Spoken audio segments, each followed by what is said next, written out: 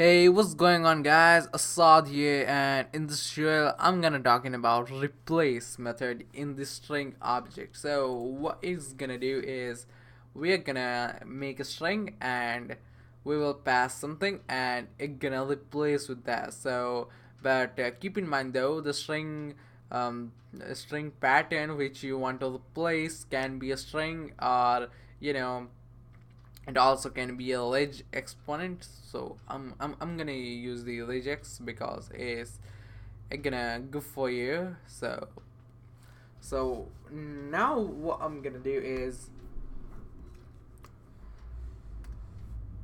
var p,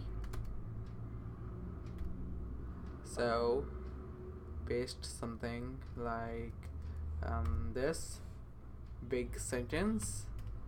I'm not gonna type for that.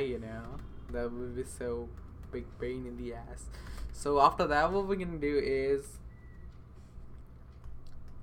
dog and gi. I'm here. See, I'm using regex here, and now we'll log it on a console. P dot replace the prototype of the string and replace that with regex. And the first what you want to replace, I mean where you want to replace, and second argument should be what you want to replace. So ferret. So when we log it on a console, it's gonna give you that.